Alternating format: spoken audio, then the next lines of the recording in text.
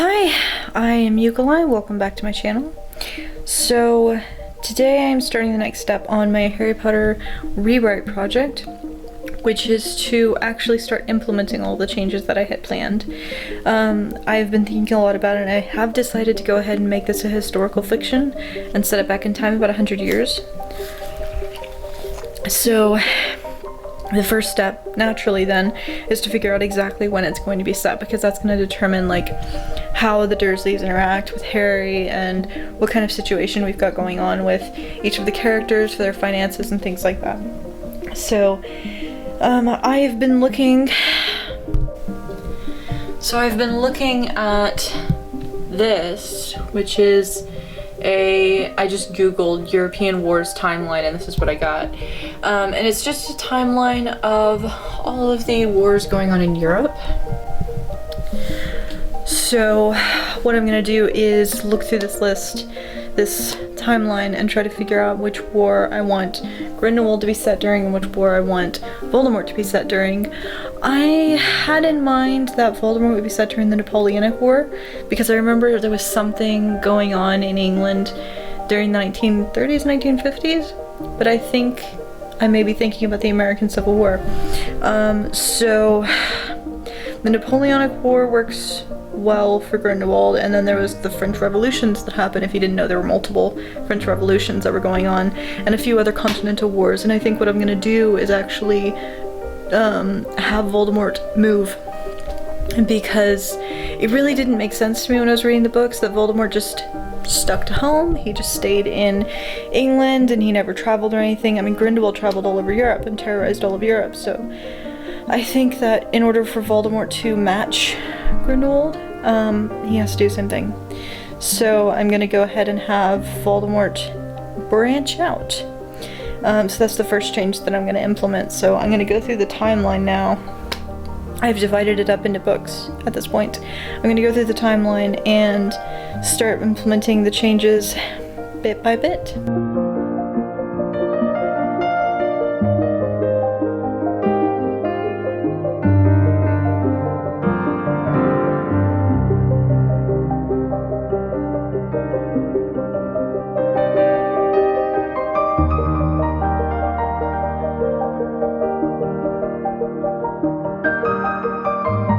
Taking a little detour real quick.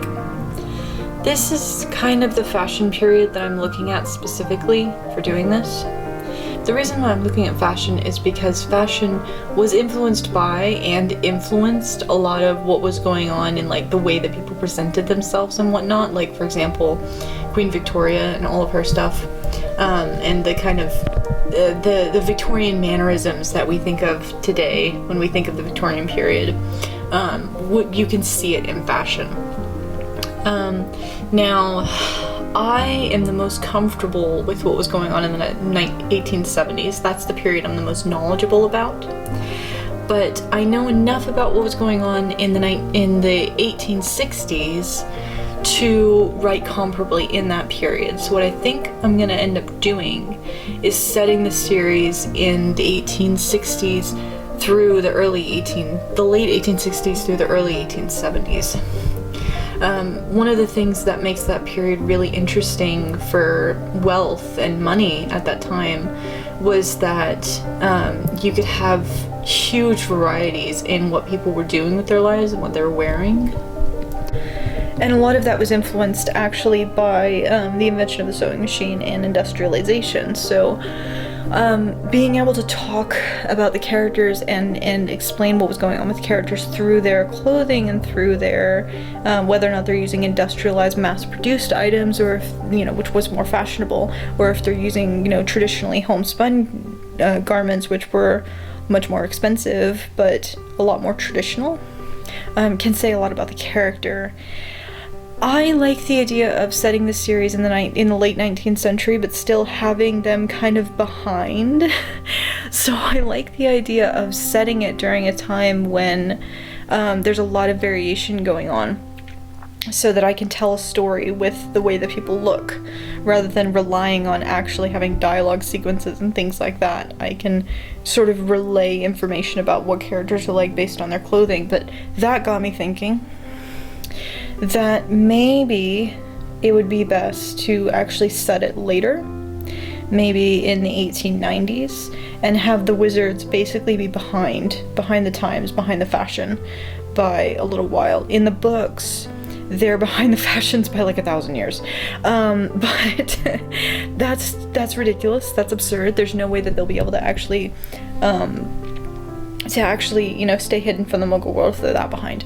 But in the 19th century, because of industrialization and because of the evolution of fast fashion, you could actually have a character who's dressed 20 years behind the times, and all that anyone would think was that they're either really outdated or trying to bring something back because vintage was just kind of starting to be an idea in fashion's mind, or they're poor.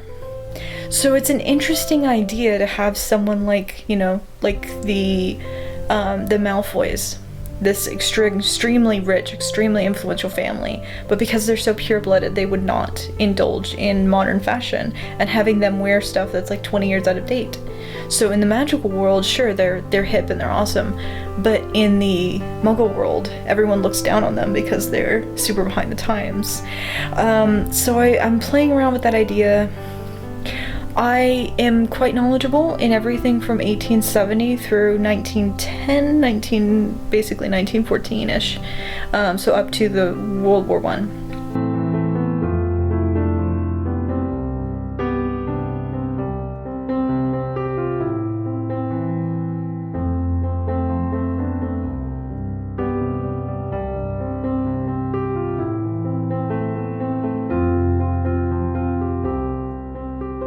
So I'm looking through these timelines, trying to decide when I'm going to set this, and I keep thinking about how in the books there is no war going on when Voldemort actually was in power.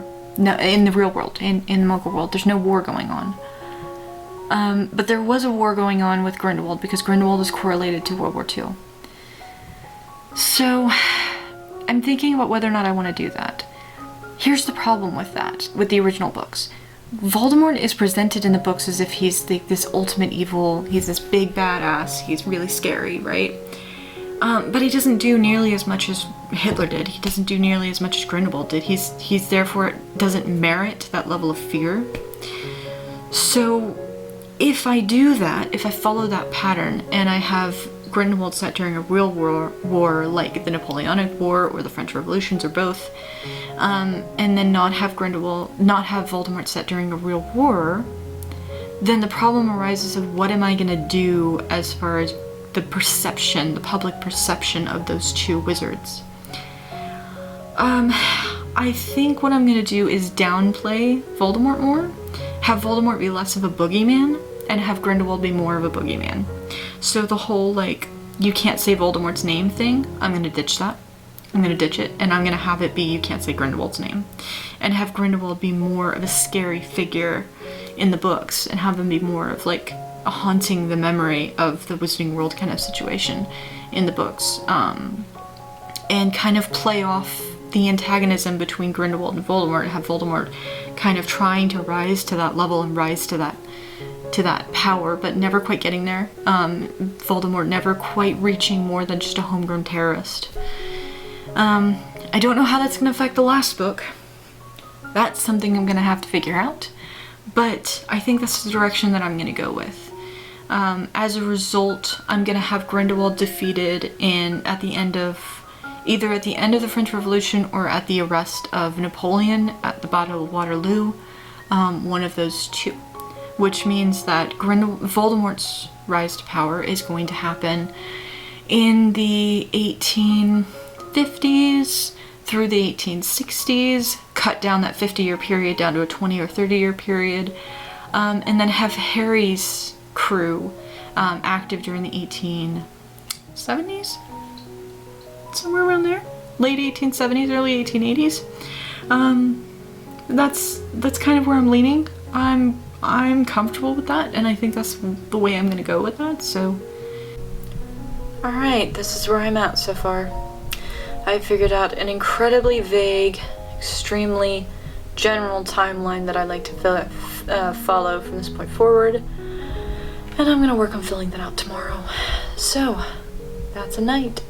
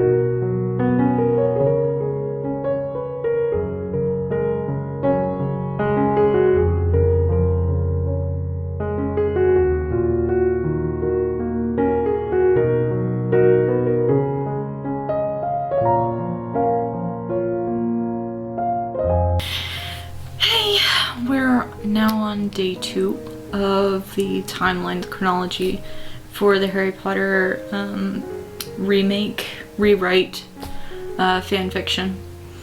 And I've hit this really interesting point where I'm trying to figure out exactly how much time I want there to be between Grindelwald and Voldemort. And I'm thinking about Harry, because that's going to be the anchor that determines the rest of the timeline, is when Harry's parents died and when Harry's at Hogwarts. I have adjusted things slightly. Previously I'd had it planned where Harry was going to be at Hogwarts during the 1870s, but I have moved that up to the 1880s so that I can have more distinction between the Muggles and the Wizards in like aesthetics and things like that. But now I'm thinking about the attack on Godric's Hollow and when exactly I want that to happen. In the books, Harry is, 15 months old when his parents die? But he's 11 in that series when it starts. And I've already decided that I'm gonna bump their ages up to 13. So now I'm wondering if maybe Harry's parents should live a little longer. And he could actually like have memories of them and be a little bit older when they died. I don't know.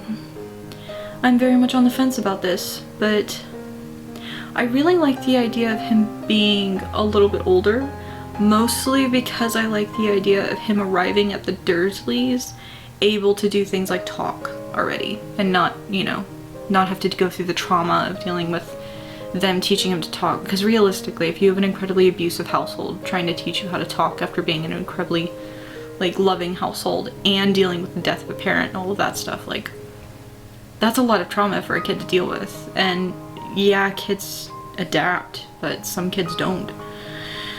And I think with Harry, there is a shyness to Harry. There's a natural shyness to Harry.